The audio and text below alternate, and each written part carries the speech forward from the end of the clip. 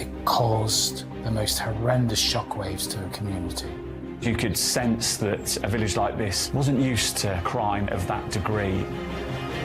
There was no possibility that he could be tried again for that offence. I think it gave him this powerful energy that he used to terrorise people. His behaviour was vile. This was a historic ruling in terms of double jeopardy. It was legally groundbreaking. It was high stakes. This was the first in the country. He clearly thought he'd effectively got away with it.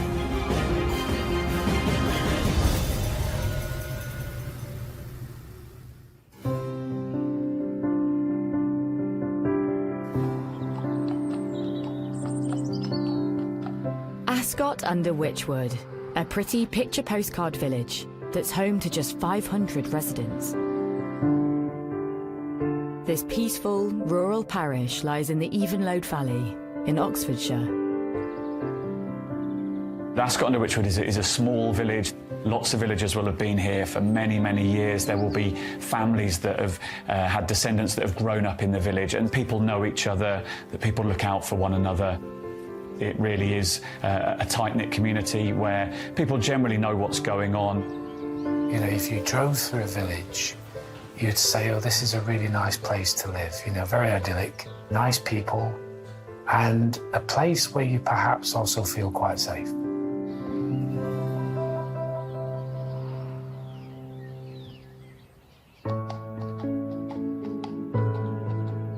In this idyllic Oxfordshire village lives mum of two, Vicky Thompson.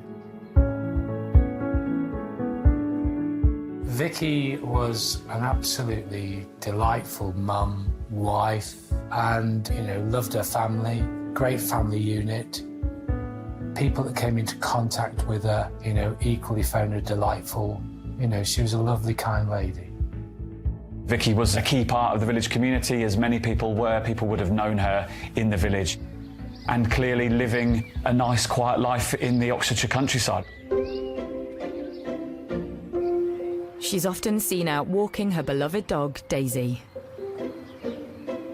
She loved the fact that she could just, you know, come out of her front door and within moments she'd be surrounded by fields, you know, with a dog and the children. So, you know, for her, I think it was a perfect place for her to bring up her family.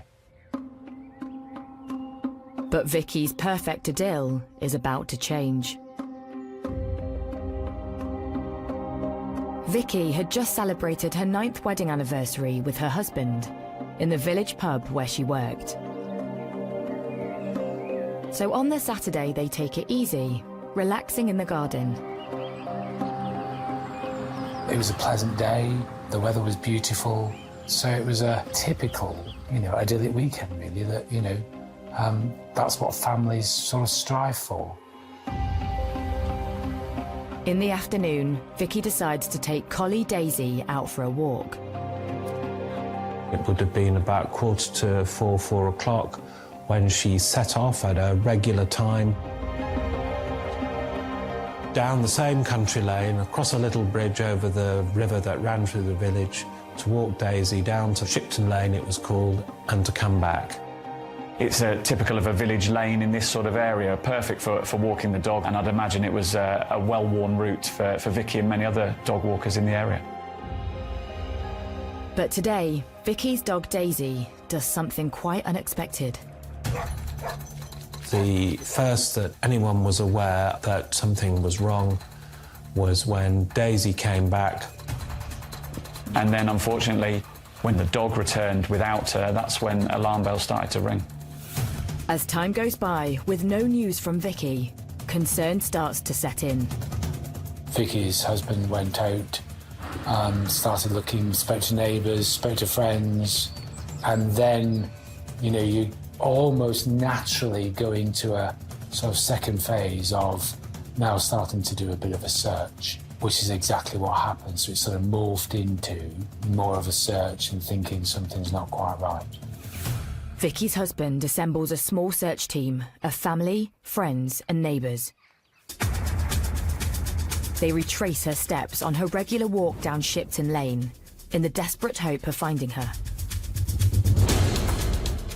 One of those who were looking for her did notice some bloodstains on the surface of the path, but they thought that they were the blood of a sheep or something of that kind. They didn't think much of it at that time, so they went back to the village, and it was only when she still didn't return and they went back again that they looked at the bloodstain more carefully and came to realise that it was quite fresh, that beneath the congealed surface it seemed still to be wet.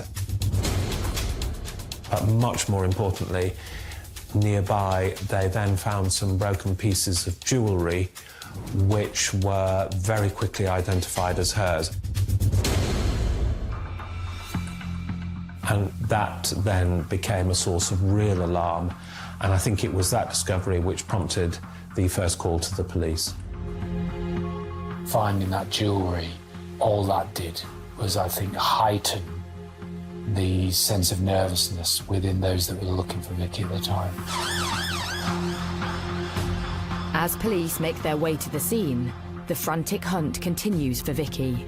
Her husband and neighbours are terrified she's clearly come to some harm. They make their way further down the lane. This is Shipton Lane.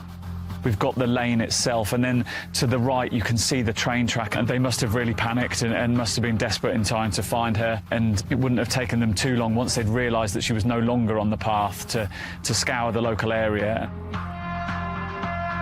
3 hours after Vicky went missing, they spot something sinister. They noticed a gap in the hedge that ran alongside the lane where the bloodstaining and the jewellery had been found. And when they went over to the gap, which led into a nearby agricultural field that was bordered by the embankment of the railway line, they could see something in the distance that looked out of place, and they made their way across the field. And they would have found her in a bad way here. To their horror, Vicky's lying on the ground, with blood covering her face and head. When her husband tries to speak to her, she's drifting in and out of consciousness. She was clearly in a very bad way. He spoke of her mumbling, and he tried to keep her talking and tried to keep her coherent. I believe she could name the name of their son. Something ominous close by suggests this is foul play. There was a stone there nearby. She'd obviously been attacked. She was bleeding, and to discover her like that is quite a harrowing experience, really. But Vicky was found, and she was found alive. Her husband asked her, "Who did this to you?" But he just couldn't quite make out what she was saying. She was clearly in a very bad way and clearly very seriously injured. She was certainly not able to say what had happened, still less to identify who was responsible. With Vicky's life hanging in the balance, an air ambulance is sent in response to airlift her from the scene. Time was of the essence to call in an air ambulance. That must have meant that she was clearly very gravely injured. And so she was airlifted to hospital. She's flown straight to Oxford's John Radcliffe Hospital, which specialises in treating brain injuries. She'd suffered multiple blows with a hard object to her head, which had caused skull fractures and serious brain damage. As police secure the crime scene, their minds turn to the violent attacker on the loose.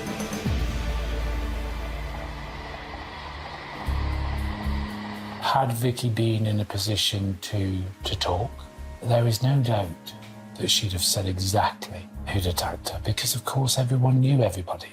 Sadly, she wasn't able to do that.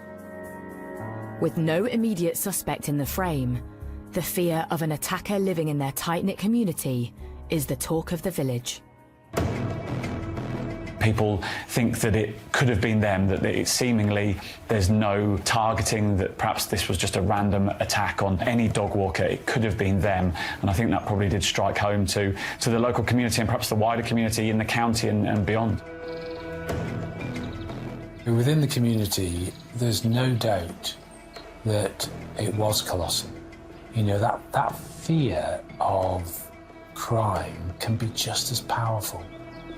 And when you've got a small community that has been completely rocked by what unfolded, there's no doubt that it impacted that community severely.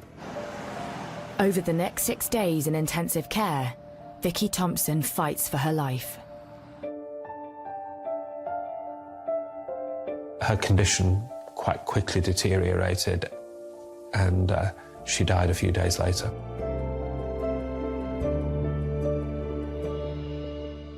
And the cause of her death was blunt force head injury. It's the news no one in the quiet village of Ascot under Wychwood wants to hear.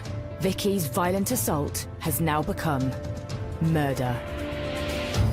As a reporter, I've covered many incidences of dog walkers being attacked, and they strike a chord with people. But when it develops into a murder, then I think it really does chill people locally.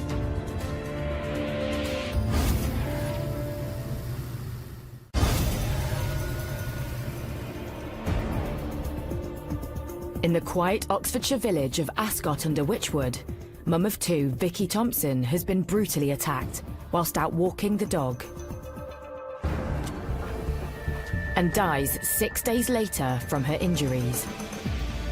With Vicky's violent killer still at large, her community and the wider public are in shock. The profile of the case, of course, was substantially enhanced by where it took place, because this was a late summer's afternoon, a woman in a little English village walking her dog. These were circumstances which, upon reading them, people would think were nightmarish. This was not something that was supposed to happen. And I think for that combination of reasons, it very quickly attracted a great deal of publicity. So the pressure's on for Thames Valley Police to track down Vicky's brutal attacker. This is the area where the incident occurred, and it is typical of an Oxfordshire village. We're on the edge of the Cotswolds, and it is a lane. You can clearly see why it was popular with dog walkers. It's the kind of lane that's quite overgrown. It's the kind of area that someone who didn't want to be seen could perhaps sort of conceal themselves and look as people walked along.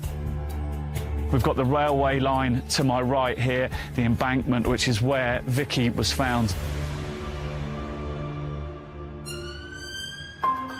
Since the assault, police have been sweeping the area, looking for clues that could lead to the killer. Looking at the lane, looking at the jewellery that was found, it was a view that perhaps where she was found wasn't necessarily where she was ultimately attacked at the time. Scenes of crime officers retrace the killer's steps, back to the bloodstains on the path where they believe the attack happened. As with all crime scenes, you know, that becomes the most fundamental starting point of your investigation. Because what's left behind is what you need to try and secure. At the attack scene, clumps of blood-stained hair are found on nearby rocks. Vicky was clearly struck about the head with a blunt instrument, potentially a rock or a stone, and clearly suffered very serious head injuries. It then appears that she was moved somehow, perhaps dragged over towards a railway line. Although the attack happened in broad daylight, investigators have got their work cut out finding any witnesses. This is the Cotswold line. It is a pretty quiet line. There isn't a main line. There won't be too many trains coming past at any time of day. And so no one would have really witnessed it. There wouldn't be too much passing traffic. Police are also trying to work out why Vicky was dumped by the railway line. Potentially moving Vicky's body or moving her unconscious body towards the embankment might have concealed what had happened, that potentially it might have been made to look like an accident, but there was no real motive put forward for why she was moved closer towards this railway embankment. But 200 metres from the scene of the attack, officers make an intriguing find. In a hedge was found a plastic bag which contained 2 items of ladies' underwear that were discovered to have been contaminated with semen. This was obviously a hugely significant find, both because of what it was and because of where it took place. Although the underwear does not belong to Vicky, it's sent off to the lab for DNA analysis. Meanwhile, police continue the hunt for potential witnesses to the attack. 2,500 people would eventually be interviewed in the surrounding area. A huge amount of work was done. House to house was done, lots of statements taken. Because unless you start to build up a picture, you can only do that by engaging with the community. And so it was a significant, large investigation, treated as a serious investigation right from the very outset. But in the village, one name starts coming up on the doorstep. 20-year-old odd job man, Mark Weston. And there's those that, are mischievous and those that are perhaps, trouble. Mark Weston was trouble, not mischievous, he was trouble. And the investigation identified Mark Weston as a key suspect, and they had every reason to do so. And police are told Weston is often seen on the path leading towards the crime scene, Shipton Lane. He used to go down there. I mean, this is a chap, we've got to bear in mind, he didn't have a day job. He hanged around. So this place was a sort of regular haunt. There was lots of witnesses that would place him on this lane because it was a regular thing for him to do. Through door-to-door inquiries, 4 separate villagers tell police they saw Weston heading towards Shipton Lane just before the approximate time of Vicky's attack. The local post office clerk claims she saw him looking alarmed, covered in sweat, and running away from the village only an hour later.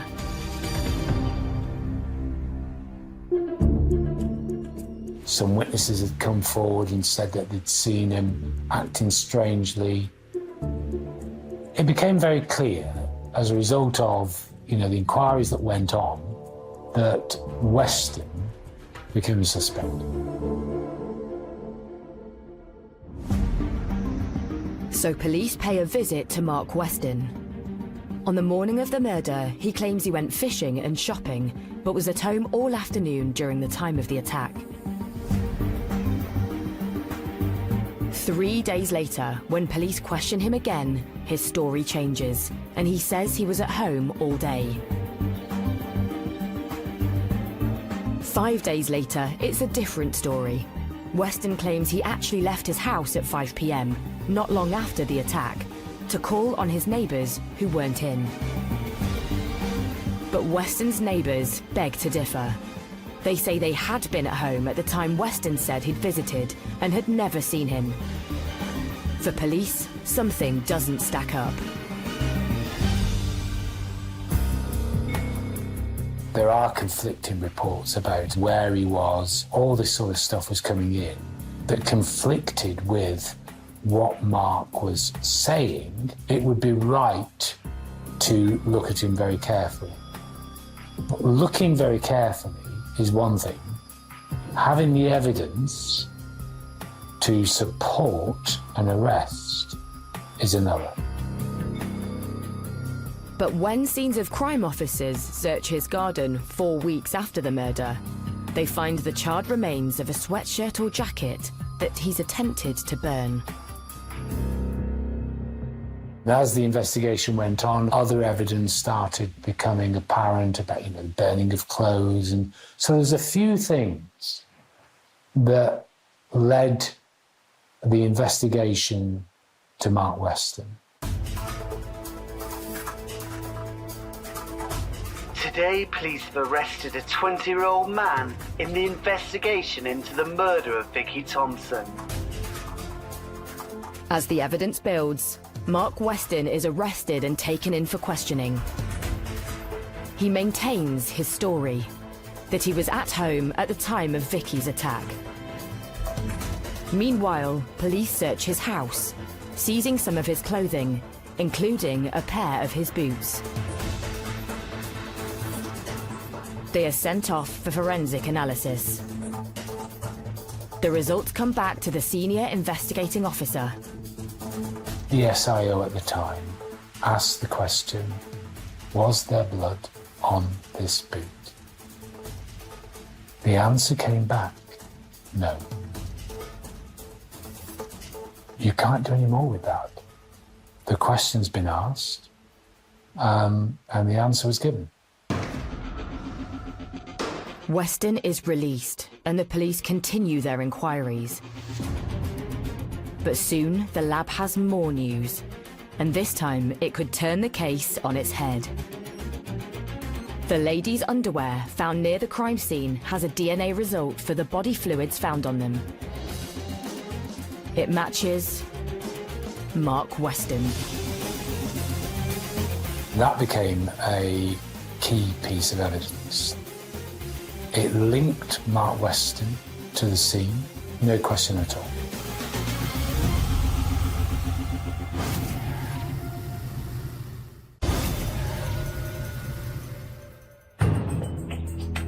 In Ascot-under-Wychwood, Oxfordshire, police have a prime suspect for the murder of mother of two, Vicky Thompson. DNA linked to Mark Weston is found in a bag of ladies' underwear close to the attack scene.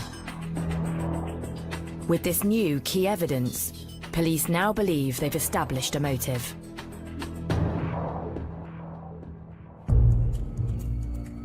He quite possibly was seen by Vicky performing a sex act and perhaps reacted angrily to Vicky, perhaps accosting him and asking him what's going on, and then things escalated from there. I mean, would he really want the village to be aware that he was behaving like that, which was perverse activity? I think he was threatened with humiliation and possibly worse. And I think the initial violence that he used was in temper and spontaneous. Once things start to go wrong, they get worse. And I'm afraid I think that's what happened here. As Weston is put under the spotlight, more evidence is uncovered, linking to the bag of underwear found near the attack scene. During a search of a narrow watercourse that ran down the back of the gardens of the houses in the street where he lived was another plastic bag in which were found other items of ladies' underwear which had been placed there or an attempt had been made to conceal them after the day of the attack. He did not want items of ladies' underwear to be found in his home which would connect him to the scene, and so he had separately disposed of those so as to prevent that connection from being made.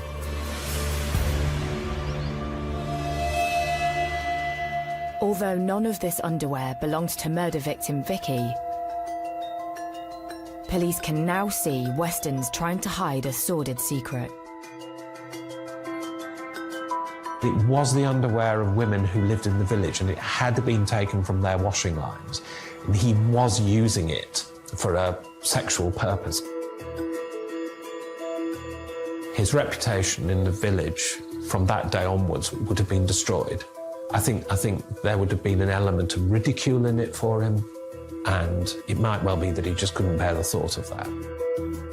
It seemed from the evidence that Mark Weston perhaps had a troubling relationship with women and perhaps fixated on some women locally. We will never know. Today, a 20-year-old man has been charged with the murder of Vicky Thompson. 6 months after Vicky Thompson's brutal killing, Mark Weston is charged with her murder. Then, in November that same year, he finally faces trial at Oxford Crown Court. But before the case barely gets underway, the prosecution's dealt a serious blow. I think the police and perhaps the Thompson family felt very aggrieved that the judge presiding over the trial ruled inadmissible some key evidence, and that was our bag found with 2 pieces of underwear containing DNA from Weston very near the scene. That was ruled inadmissible. The jury couldn't know about that. With little other evidence proving Weston's inappropriate sexual behaviour, the judge believes this one piece of proof could unfairly sway the case. The judge felt it just wasn't fair for Weston that he would get a fair trial if that was admitted. And I've got no doubt having that judge make that direction would have been hard to be accepted. But the law is there to protect everybody, whether you're a victim or an offender, to make sure, from an offender's perspective, that you get a fair trial. But police have now lost their vital evidence linking Weston to the crime scene. And so a key bit of evidence, a key bit of fact-finding from the police was ruled out at a stroke.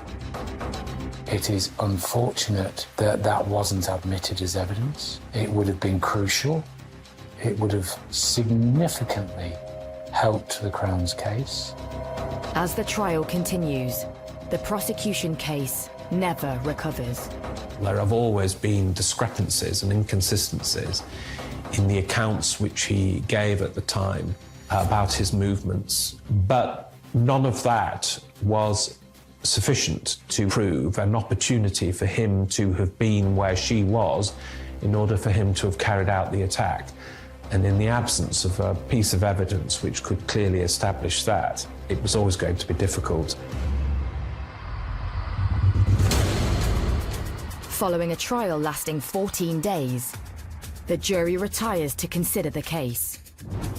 To the court's surprise, they return in just 50 minutes. The verdict? Mark Weston is not guilty. It's a body blow for the police and Vicky's family. An acquittal in 50 minutes or so is fairly rare in my experience, and so clearly the jury in that original trial just didn't feel there was the evidence there to convict Mark Weston. An acquittal so quickly after retirement was interpreted as a declaration of innocence, a statement by the jury not merely that it hadn't been proved that it was him, but that it very definitely wasn't him. It is very disappointing when a jury does come back and return a verdict of not guilty, when you know and you strongly believe that that person is guilty. The case was thrown out very quickly, and so the police and Thompson's family and friends clearly walked away from the Crown Court that day very disappointed indeed. They made their decision at the time that had to be accepted. Mark Weston even appears on local news to boast about his acquittal. Cleared of murder, Mark Weston is this morning back with his family. Well, I've done nothing wrong, but they still kept saying it was me, knowing it wasn't. But now they've come to realise they had the wrong person. And to add salt to their wounds, Thames Valley Police comes under fire from the unlikeliest of places. Following the acquittal, one of the jurors felt sufficiently strong about what they had observed during those proceedings to write directly to Mr. Weston, suggesting that he might sue the Thames Valley Police for a wrongful prosecution. Although Weston secures legal aid to do this, his case runs out of steam. So he turns to other ideas of how to seek revenge. There's a thought that you might quietly just go back and just be perhaps under the radar. Weston was none of that. When he got acquitted, I think he had a sense of empowerment. He acted with impunity after that. He moved back into the community, and he taunted the community perhaps in some ways, and literally harassed people who'd been involved in that original trial. He didn't try to fade away. Barely a year later, Weston launches a campaign of harassment against the village bobby who helped investigate the case. Day and night, he makes up to 50 silent phone calls to the PC, his wife and their 2 daughters. He terrorised the officer. And bearing in mind, that's how we policed. You know, we're in that community, we're part of the community, because you are a member of the village. And I've been there, and it's lovely. But the thought of them being terrorised is just harrowing.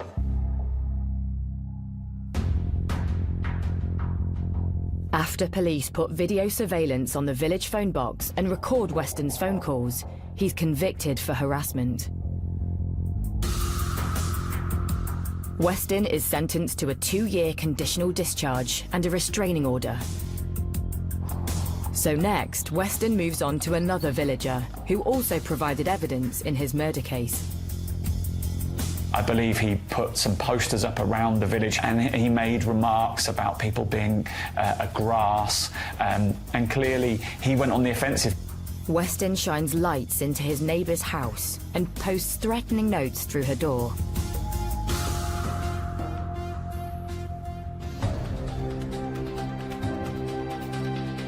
Mark Weston is convicted of harassment once again. He's sentenced to 100 hours of community service. This empowerment, I think, overwhelmed him. So he became very vexatious. I am permitted to do this because actually I've been acquitted. I think it gave him this powerful energy that he used to terrorise people. His behaviour was vile. He was perhaps a little bit arrogant. He didn't feel that he was under any threat from being hauled back to court. The law at the time meant that he couldn't be retried for the same offence, and so he clearly thought he'd effectively got away with it. But a change of law on the horizon would soon give the investigators new hope. Why? Because we knew, without question, that Mark Weston killed Vicky.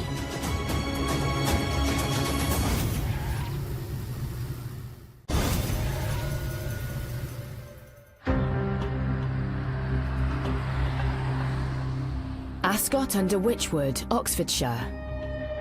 In spite of proof linking Mark Weston to the murder of villager Vicky Thompson, he's acquitted in court. And the so-called double jeopardy law means Weston will never face justice again, even if new evidence comes to light. It was a horrific attack, and her family must have been deeply troubled by no one having been convicted of her murder.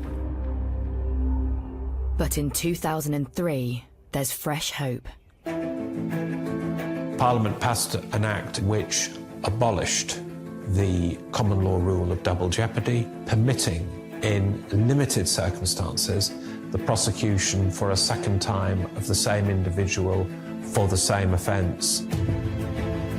2 years later, on the 10th anniversary of Vicky's tragic murder, Thames Valley Police's cold case review team reopens the investigation, with then Detective Superintendent Barry Halliday leading the unit.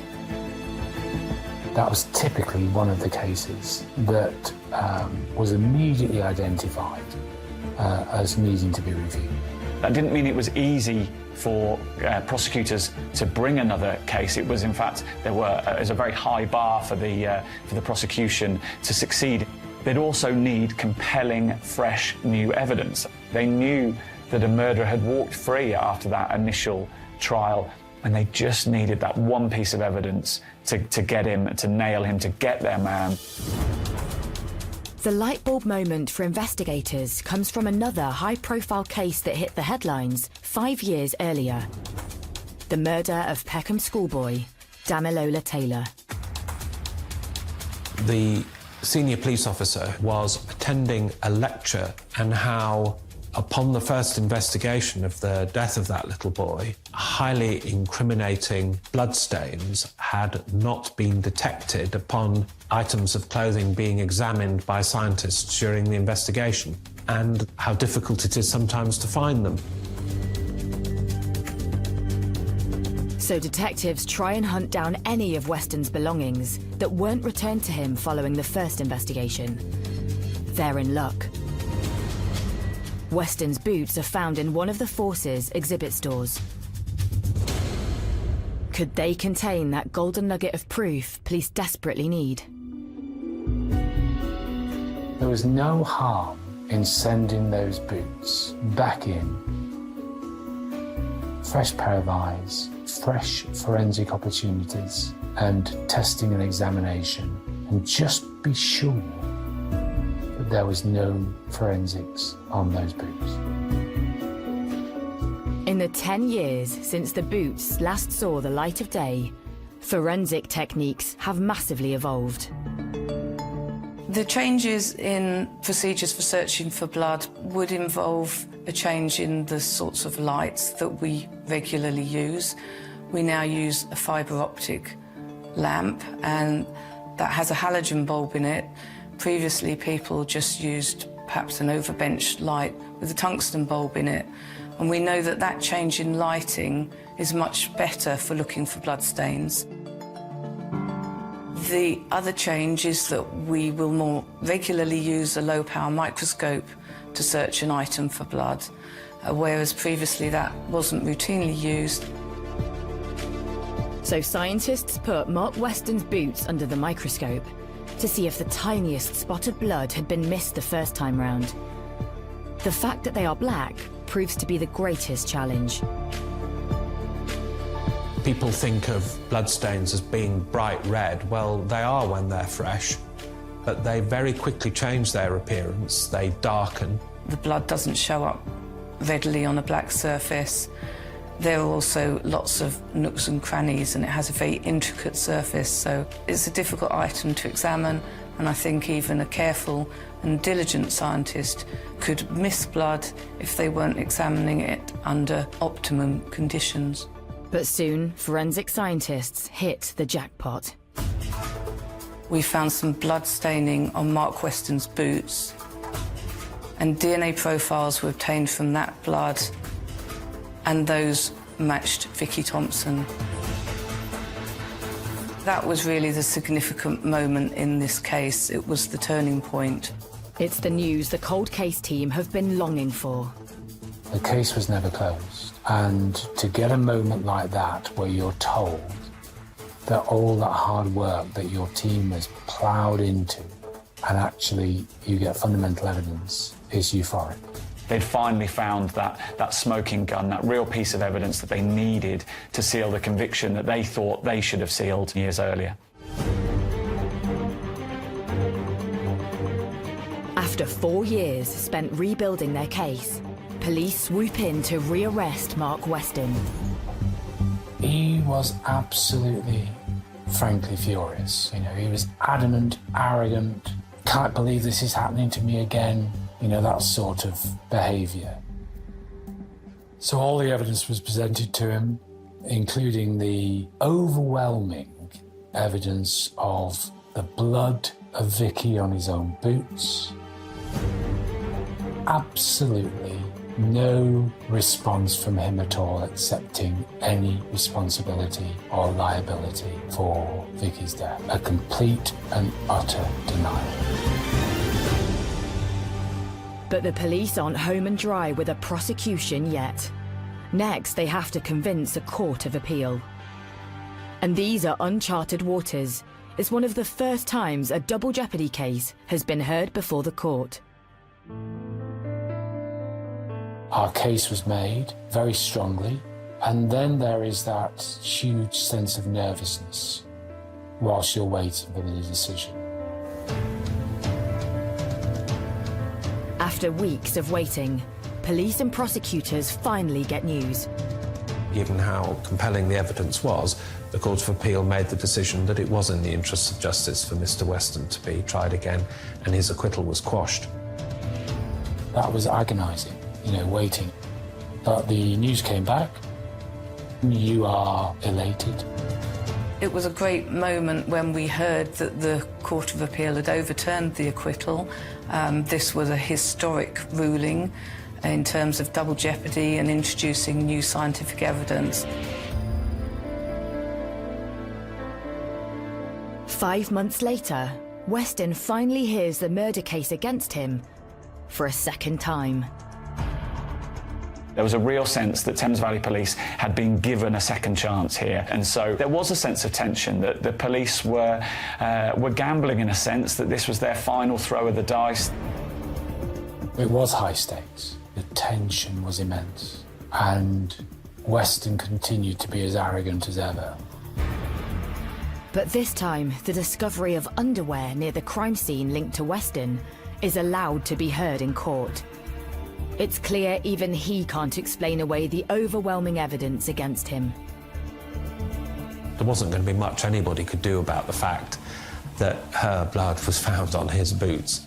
The scientific evidence this time round was simply unanswerable.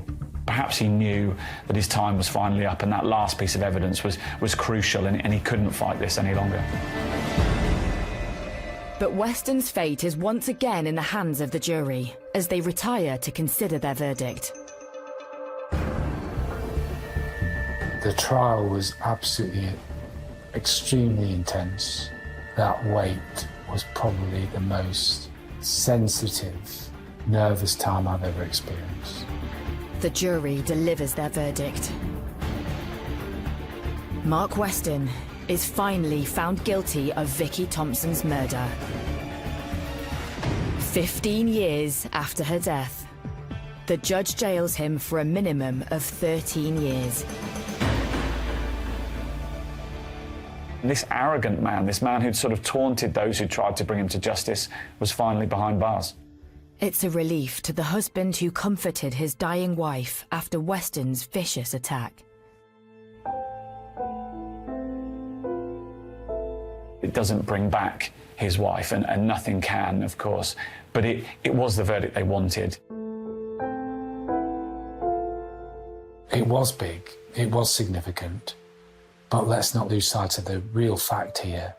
The real fact here is Vicky lost her life. She shouldn't have done. It broke a family. It caused the most horrendous shockwaves to a community. And this individual evaded capture for all those years. And the case will forever be etched in the memory of the quiet Oxfordshire village of Ascot under Wychwood.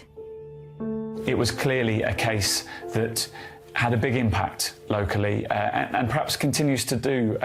People haven't forgotten what's happened, and so that case does still live long in the memory locally. And what of Mark Weston himself? There's no remorse, there's no acceptance. This was a miscarriage of justice. Well, that was rich. A miscarriage of justice occurred years ago. Weston committed that murder, and Vicky's life was taken away by that monster, nobody else.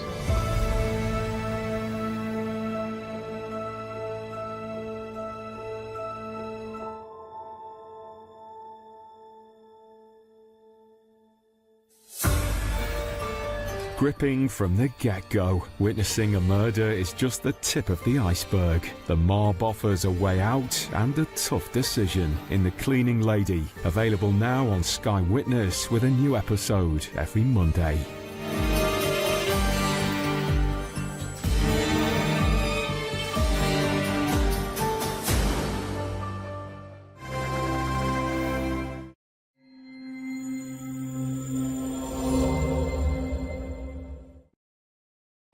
Everyone loved her, and she got along with everyone.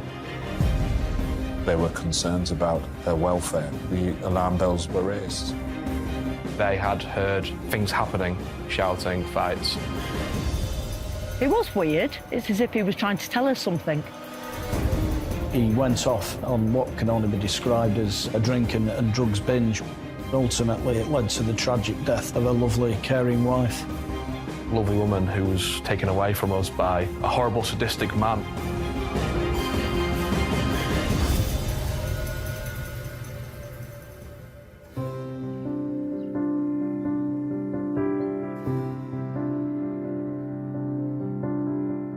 Situated in the stunning rolling wolds of North Lincolnshire lies the peaceful village of Worlaby. I've lived in Worlaby for 48 years. It's a really nice, quiet village. Everybody seems to know everybody. We get on really well. Last year, we won the best kept village. It's a nice little village, plenty of activities, plenty going on. It's so quiet, it's a little rural idyll, if you like. It's like going back in time living here. There's very little crime, it's beautiful, and it's a wonderful place to live for young families or retired people, and we've got all of them here. Friendly community, everybody seems like pretty much okay, you know. There's a lot of people who help each other, so there is quite a lot of good community atmosphere. And it is a lovely place to live. It's really nice.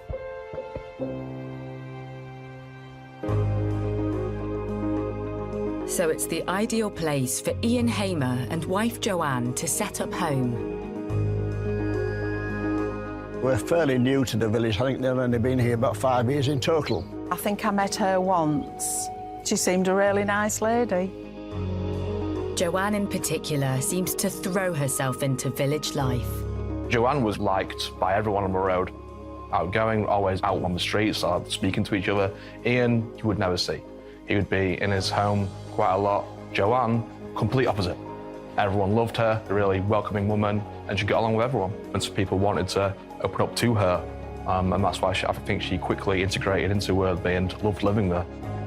Joanne also has a successful career at the local council where she manages their healthy lifestyle service.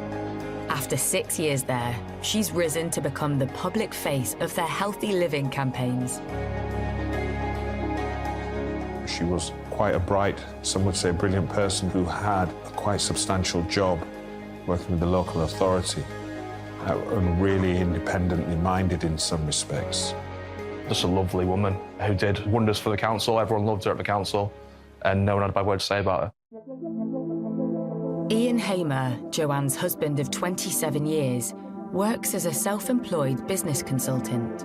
He worked in many businesses and earning money here and there, and to sustain a reasonable living, you know. He had a nice place in Worthby, quite an expensive area to live in, so he must have been doing okay in his profession, I guess.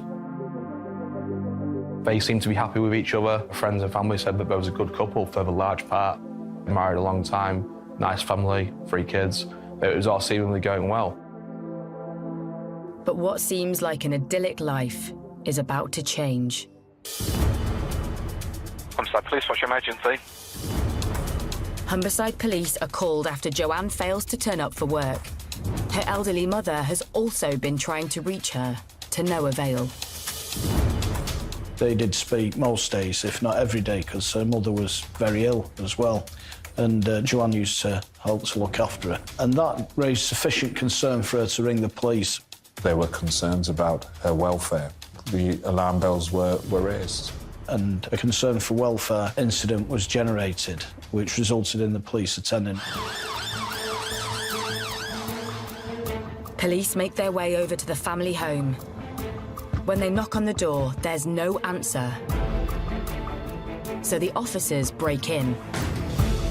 When they search through the house, nothing could prepare police for what they find in the master bedroom.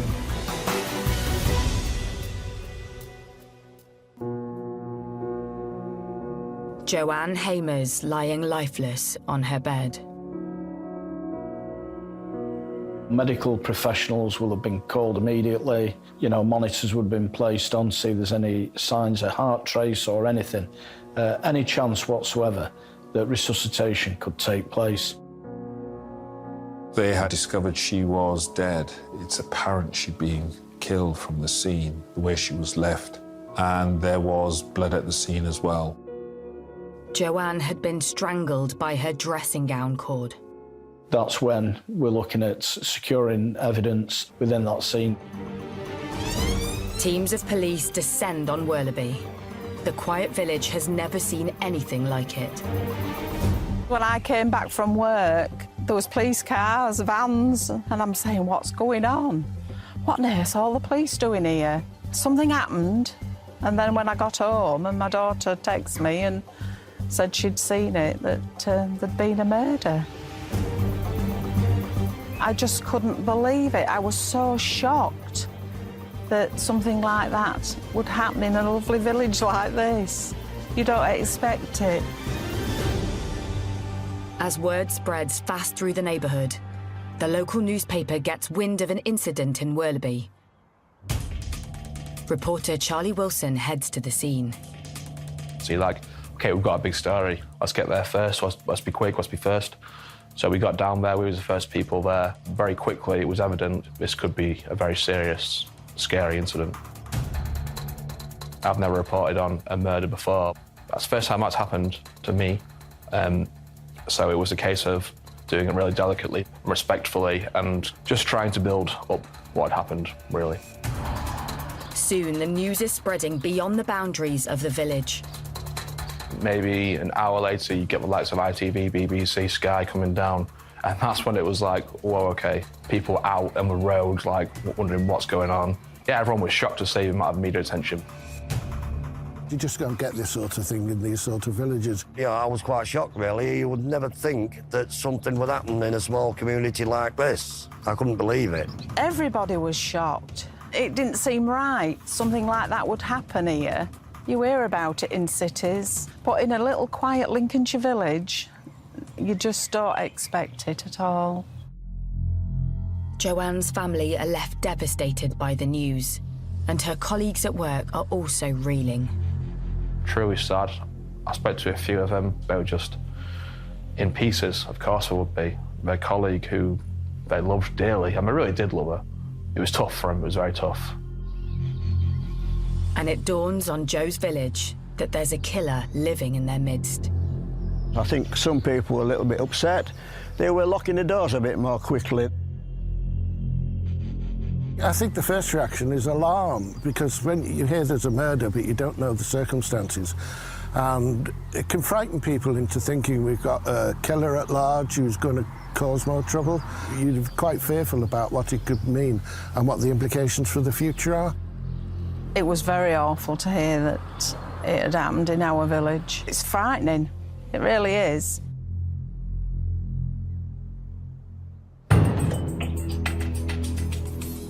With fear spreading quickly throughout the village, Humberside Police needs to work fast to establish who committed this horrendous crime. And first, they look at Joanne's home life. This marriage on the surface, to all intents and purposes, would have looked like a stable, normal marriage without too many problems. The reality was quite different. What I heard was that their marriage wasn't great by the people on the road who lived there, because they had heard things happening, let's just say, whether it be shouting, fights. It turns out Joanne and Ian had recently had a trial separation, but then Joanne decided to return to the family home. Joanne Hamer had sought to see if she could give the relationship one last chance. This was part of her trying to make the relationship work. This new information puts husband Ian in a new light. Maybe Joanne tried to keep certain things to herself to hide what was really going on at the home to save her marriage. With Ian Hamer nowhere to be seen, police suspicions are starting to build. We do know in this particular case that a neighbour had reported an argument in the morning between them. I spoke to the woman who heard the incident at around 4 o'clock in the morning, around that time. She had heard screams, shouts for help. And then the argument ceased. Police launch an urgent public appeal to help them find Joanne's husband. They need to track down Ian Hamer, and fast.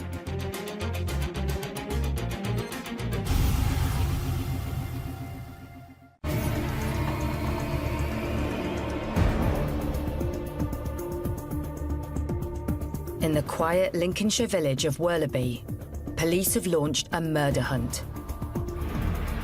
Mother of 3, Joanne Hamer, has been found strangled in her bed. Husband Ian has mysteriously disappeared since a row reported by neighbours in the early hours of the morning. And this doesn't seem to be the first either.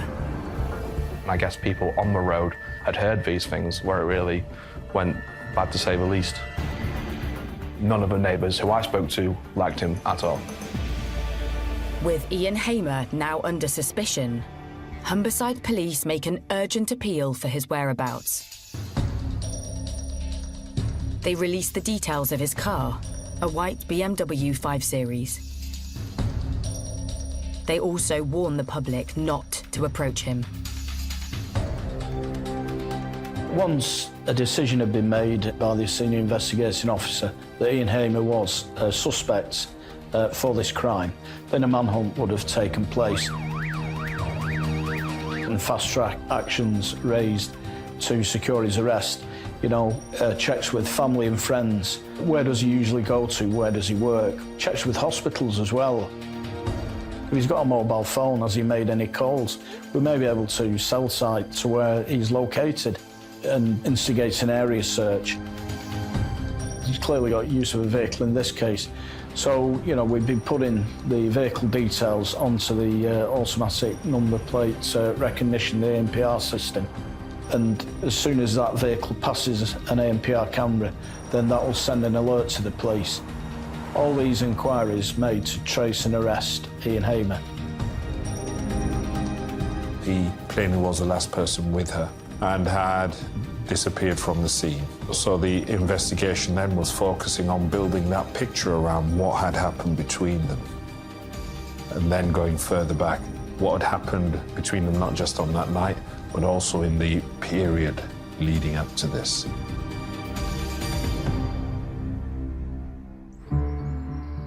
Detectives put Ian Hamer under the microscope. The picture that emerged from witnesses was of somebody who was supremely self-assured, self-confident, and superficially was, or at least on the face of it, was somebody who was quite engaging and interesting. But those same people always spoke about, the more they got to know him, there appeared to be another side to him. And they also described how, over time, he could present as being very self-interested and, I suppose, conceited. So there was somebody who could, when he wanted to present in a way which was superficially attractive, but the more people got to know him, there was to him which was unattractive in terms of him being controlling, perhaps aggressive. And after speaking to Joanne's family and friends, it turns out Hamer has a checkered history. There have been a number of previous reports made indicating domestic violence. You know, he was reported to have ripped up her wedding dress. There's reports of him tearing up a teddy bear, which was sentimental to her. You know, this is really significant in a case such as this. The police had been called out on many occasions, but as is so often the case, they weren't really ever progressed. Part of that was because of the approach of the family to try and manage what was happening within the family. The personality of Joanne Hamer was, tragically, to try and make it work at all times. When you're married to someone for so long, you want to, make things work. And she shouldn't be thought of wrongly for that, for wanting to make her marriage with her husband of 27 years and 3 children work. It's just that he was so far gone and so far twisted. There are a number of occasions where she left him, but he managed to persuade her to come back. And I've investigated, sadly, domestic homicides where controlling and abusive husbands have tried to isolate their wives, and we know that Hamer did this, and, dissuading her from contact with family and friends. In 2013, police discover this came to a head when Ian Hamer started divorce proceedings, blaming the involvement of Joanne's mother in their relationship. So, you know, he was antagonistic towards his wife's relationship with her own mother. So he was all about controlling and being abusive towards his wife and driving a wedge between her and family and friends. And it just shows this controlling and coercive and bullying and domineering nature of Ian Hamer towards his wife within that relationship. And that isn't uncommon in domestic homicide cases, sadly. It seems the couple reconciled, but then in 2017, things take another turn for the worse. Ian Hamer starts accusing his wife of having affairs. Police analysis of Joanne's smartphone reveals something even more sinister. Around this time, Hamer hacked into his wife's handset so he could track her every move. He would apparently follow her to work, follow her on nights out with friends, monitor her phone on where she was going, where she was at, wouldn't let her do certain things, apparently, wear certain things, and she was a bit closed off. This is how obsessive he was about his wife and his jealousy and his thought processes, that he wanted to accuse her of extramarital affairs. And a probe of the couple's bank accounts shows Ian's disturbingly tight grip over her purse strings. He was keeping money from her, basically, like, I guess sort of giving her an allowance of what to spend and what she could do, wouldn't let her go out at certain times. All the bearings of, you know, a toxic, horrible relationship. Obviously, she felt trapped. She felt like she needed to get out, and she tried to do that. He wouldn't let her. In the weeks before her death, Joanne had moved out and was considering buying a property. But she was persuaded by Ian to return, 2 days before her murder. It was on this day, the 4th of May, that police background checks reveal a disturbing incident. Ian Hamer had been arrested for drink driving. As well as being controlling and abusive towards his wife, he seemed to be losing control of his own life in some respects. He was drinking more heavily. So there's a clear pattern there of his own destructive behaviour escalating within himself, and particularly abusing alcohol as part of that process. Investigators discover it's not only drink that's fueling Hamer's abusive behaviour. He had a cocaine problem. That had become prevalent in his life over the last 2 or 3 years, and that became worse and worse and worse. When he picked up this addiction, maybe his personality changed because of that, and his health, mental and physical, deteriorated. Businessman Ian Hamer's respectable lifestyle is now questionable. And when they learn what he did in the hours following the estimated time of Joanne's murder, they're convinced they have the right man. Soon after that last blazing row reported by neighbours, Joanne's mother said she had an unsettling phone call with her son-in-law. When family members tried to contact her the following morning, he told them that Joanne Hamer couldn't speak to them because she was unwell, and as he framed it, she had a sore throat. Chillingly, police believe Joanne was already dead when Hamer made that calculating comment. Just, like, sick. Like, strangle her, and then you got to tell her mum that she can't come because she's got a bad throat. Like, sadistic. Like, horrible. When you hear that, it's just like, I don't know what to say. Horrible. And it appears Hamer used the same story again. His son had attended at the marital home at a time when Joanne Hamer was probably dead, and that's when he first introduced that concept of her having a sore throat when he knew she'd been strangled and she was probably dead. He also told his son as well when he was at the house to go and buy some lozenges because his mother was sleeping, she had a bad throat, knowing full well that he'd strangled her, which, now we know what happened, was particularly chilling in this case. To say that she'd got a bad throat, I mean, how callous is that? And therefore the question is, was that him being cruel or was it him buying time?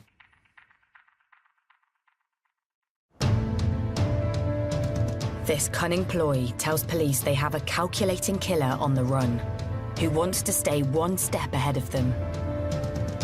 But it's only a matter of time before a false move by Hamer would reveal where he's hiding.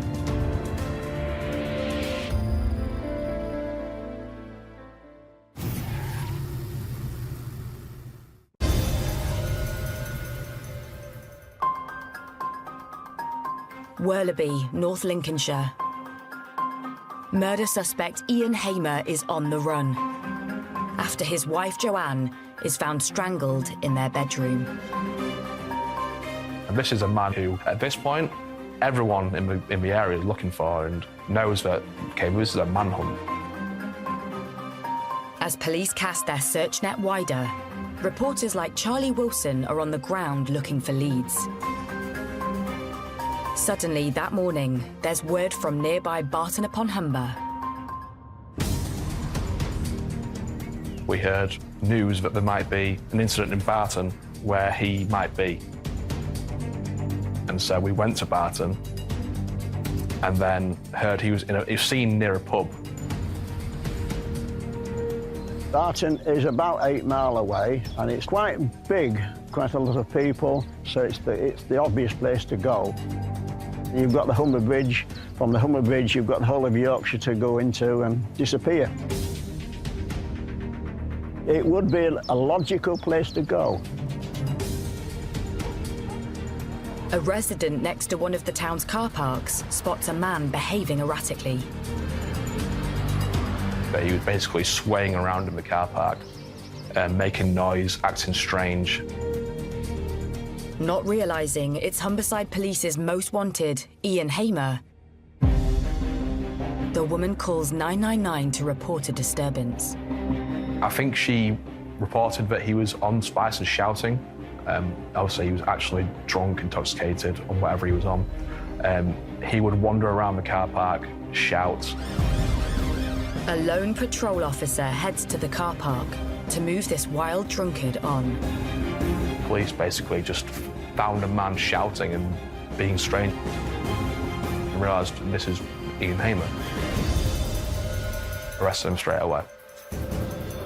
The officer single-handedly tackles Hamer to the floor, then restrains him whilst he radios for assistance.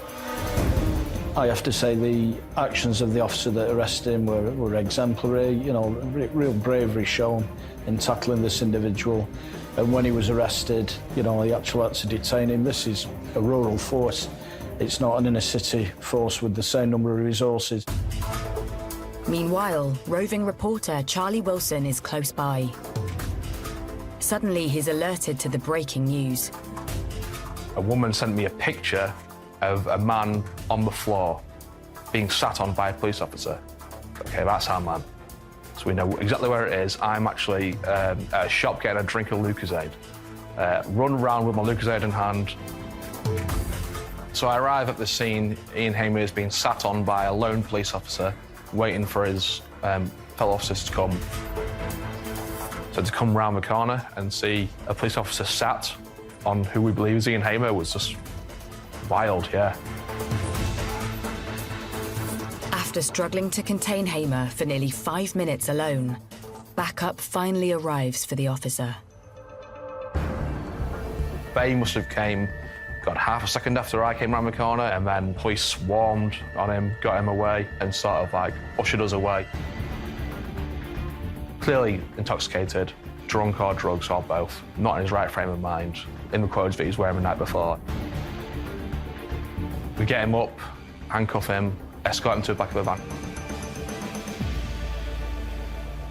Meanwhile, news of an arrest for Joanne's murder filters back to her village of Werleby. residents can now breathe a sigh of relief. I was just pleased he'd been caught for the crime, but to then find out that it was her husband, it was a real shock. Detectives start to piece together what Hamer's been up to in the last 24 hours since fleeing the murder scene. He went off on what can only be described as a drink and drugs binge. We know that from the inquiries that were made. Laughing and joking, you know, certainly no signs of remorse or distress. Bar owner Pauline Dickinson had reported serving Ian Hamer. But when he arrived on her premises, she had no idea he was on the run. He came in the pub around 5:30, never seen him before, asked for a pint of Carling. He got his pint of Carling and went and sat down out the way of everybody. Next, Hamer returns to the bar and starts to hit the spirits. Soon the conversation heads in a strange and unsettling direction. Put the tequila on the bar and he literally looked either side of himself, leant over the bar and said to me, "Why did the Mexican push his wife off the cliff?" So I did the same as he did, looked either side and said, "To kill her?" He went, "No, you know it." I said, "Yeah, I do." He paid for his drinks, went and sat down. He came back to the bar 10, 15 minutes later and stood there. Then Pauline clocked something sinister. He hid his arm behind, but I'd already seen that he'd got scratches. I don't know which way, it was just you could see scratches on his wrist. One of my customers noticed scratches as well and went, "Oh, he's one of those who's been harming." One of my customers said to him, "Hey up, mate, what are you doing in here? Are you from here?" He says, "No," he said, "I'm not from here. I'm just going through a breakup with my wife." So he went, "Oh, right, sorry to hear that, mate." He went, "Yeah, she's taken me for all my money." So he says, "Don't be sad." He said, "Have another drink." So one of the customers bought him a drink. Over the next few hours, Hamer knocks back the drinks, laughing and joking with the regulars. So he did about 2 more jokes to the point where the customer said, "No wonder your wife left you. If you've got jokes like that," he went, "that's maybe why she's gone then." Quite significantly as well, he was seen to take his wedding ring off. So he knows what's happened. He knows that his wife's dead. So, you know, that's quite a significant gesture. And that was done, you know, merely hours after he'd actually killed his wife. And it just shows the kind of individual that he is. Some of the pub regulars seem unsettled by this customer they've never seen before, who has struck up conversation with another man at the bar. My 2 regulars, they finished their drinks. I went, "Right, you 2 go in." I went, "No, we're not going." Says, "Why?" "We're not leaving you with them 2.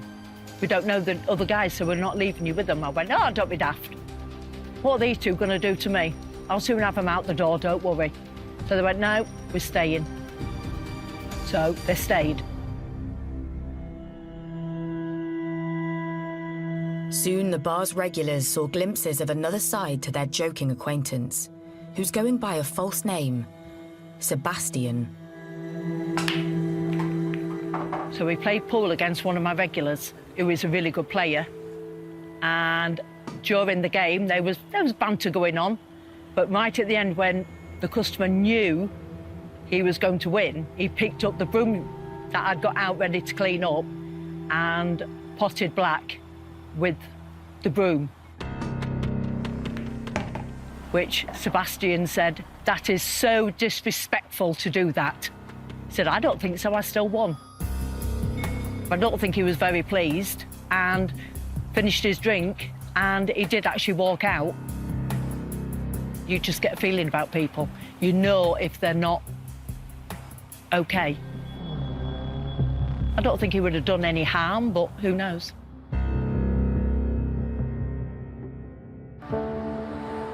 Next morning, Pauline's alerted to the terrifying news on Facebook that the customer she had served the night before isn't called Sebastian, but Ian Hamer. And he's wanted by police for murder. My reaction was, oh my God.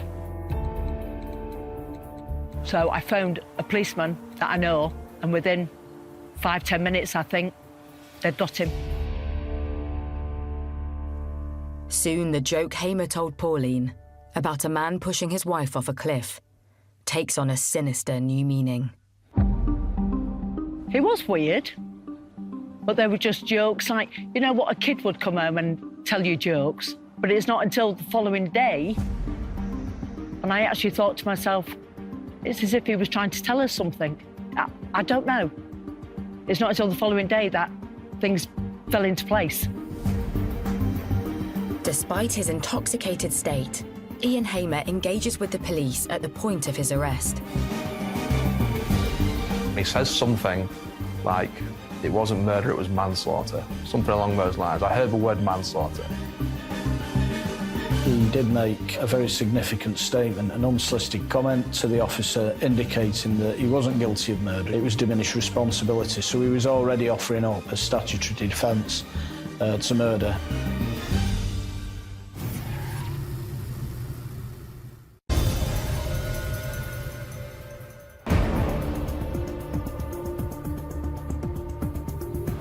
After 24 hours on the run, Ian Hamer has been arrested in North Lincolnshire on suspicion of murder.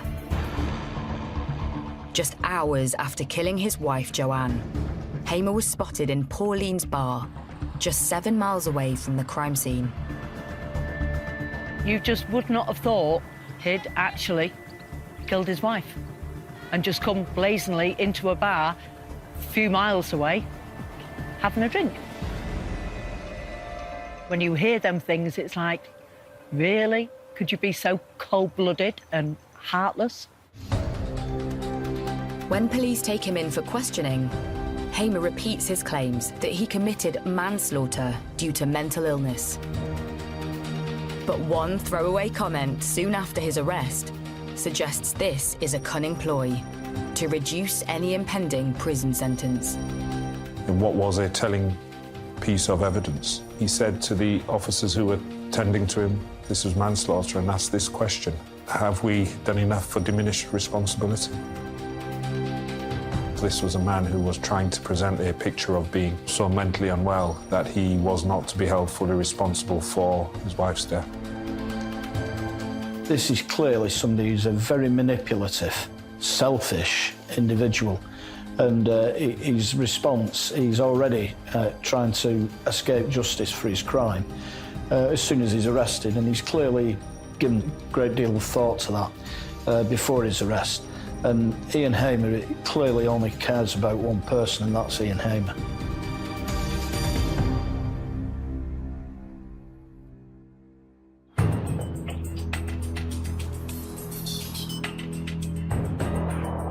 In spite of Hamer's claims, he's charged with his wife's murder. Months later, mental health experts are brought in to provide a true picture of Hamer's state of mind. After his arrest, he was subsequently interviewed by two psychiatrists to explore whether there were any mental illness elements that would lead to diminished responsibility. They ask him probing questions about his relationship with wife Joanne. He began to present what was ultimately going to be his defence. He accepted he had killed her, but in the context where he said he didn't want to do it, and used a phrase that it was some sort of psychotic episode. Then Hamer starts to go on the offensive, claiming he is the real victim in the abusive marriage. Ian Hamer claimed that his wife had taunted him to say that their children weren't his. He made a slur on his wife's character, saying she was engaged in extramarital affairs. There's no evidence of this. He would say that she would see other people, that she would be on dating apps and she would find other men more attractive than him. And anyone who knew Joanne knows that that's just completely laughable and a joke. She's was the most loyal woman you could meet. Just sort of making up excuses in his head, I guess, to find ways and motives to do what he did. Then his claims turn even more extreme. He made plain that he was himself a victim of domestic abuse. You know, he claims that she hit him over the head with a shoe. We've got no information about any injury, or certainly any serious injury to him. He claims she threw a phone at him. Again, there was no injury that we're aware of to support that. This was all seen as a tissue of lies. And clearly the people that knew Joanne had not seen any evidence of this whatsoever. And the only person who could suggest that this had taken place was Ian Hamer himself. But soon, the psychiatrists start to uncover Hamer's true colours. What was actually found by two psychiatrists, one diagnosed him with morbid jealousy and one with obsessive jealousy. But clearly, there wasn't an element of diminished responsibility for his actions. From the facts we know about the case and his behaviour and his actions, come as no surprise, because we can see the way that he jealously controlled his wife's movements and behaviour, you know, a real controlling nature. And when detectives scan Hamer's smartphone, the picture he painted as the victim starts to crumble. Just days before Joanne's murder, they find texts he sent to another woman promising jewellery. Things he was doing, he would accuse her for. He was seeing other women, that came out. He was on dating apps. He would accuse her of the things that he was doing exactly the same. We do know that Ian Hamer had affairs, he had one-night stands, and he accused his wife of the same. There's no evidence to suggest that that was the case. But investigators are blown away when they uncover the name Hamer uses on his dating profile. It sounds strikingly familiar. He'd use a fake name, Sebastian, apparently. He would use to women wherever he was going to maybe go out on these dates and meet people. And yeah, to use a fake name, like you're obviously up to something that's not good. 15 months after Joanne's murder, husband Ian Hamer is finally put on trial at Hull Crown Court. He pleads guilty to manslaughter on the grounds of diminished responsibility. But the prosecution sets out the case for cold-blooded murder. So it was a consideration for the jury whether that was a man demonstrating real symptoms of mental illness or whether it was somebody using any illness to formulate a defence. The court is told the torrid details of the abuse Hamer inflicted on his wife.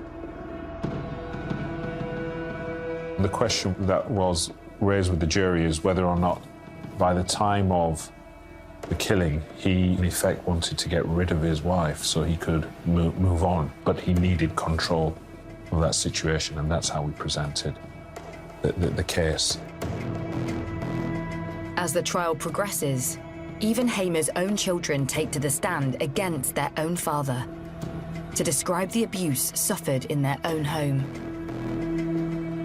One of them spoke of being aware of that from a very young age, and become increasingly toxic and abusive. You then see the horrible human side of this because they're being required to give evidence against one of their parents, and in circumstances where they've lost the other one. And for them, there's no good outcome to any of this. Following a heart-wrenching 3-week trial, the jury retires to consider their verdict. The verdict of the jury was that Ian Hamer was guilty of murder. Therefore, they rejected that idea that his mental state was such that he was not able to exercise proper judgment and control. He designed everything, including his response to the arresting officer, to make out that this was the case, that it was diminished responsibility. Thankfully, the jury didn't buy that, and they saw through Ian Hamer's excuses for what they were, just excuses. Hamer's jailed for life, with a minimum of 22 years. At the time of sentencing, the judge takes into account the years of domestic violence Joanne suffered at the hands of her husband and his abusive control over her finances. The judge actually commented that he believed that one of the main motives in this case was he was afraid if the relationship ended, that he would lose a significant amount of money. Money to which Joanne, in the law of England and Wales, was entitled to. Those were the family finances that should have been split accordingly. He didn't want that to happen, and he murdered his wife as a result. Kill someone, go out drinking, using drugs and joking about what he did, he obviously deserves to be locked away for the rest of his life, and I'm glad that's the case. Killers like Ian Hamer are so manipulative and so self-centred, and ultimately it led to the tragic death of a lovely, caring wife. But there's only one person to blame for that, and it's Ian Hamer.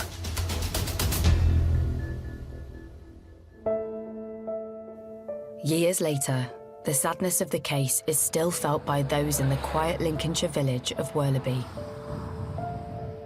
There'll always be some weird, I guess, aura for people still living there, knowing that what happened in that house happened, the worst crime you can commit. And I guess it opened a lot of people's eyes to thinking that this can happen anywhere. I feel so sorry for the family. You know, one act like that and it's wrecked the family.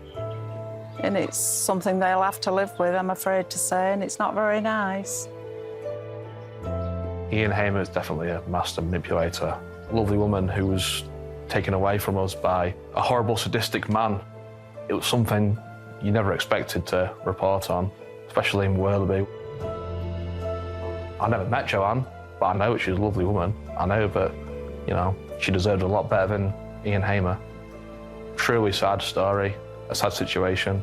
All you can do is just hope the best for the Hamer family, of the children. Just an awful situation which Ian Hamer will spend the rest of his life in jail for.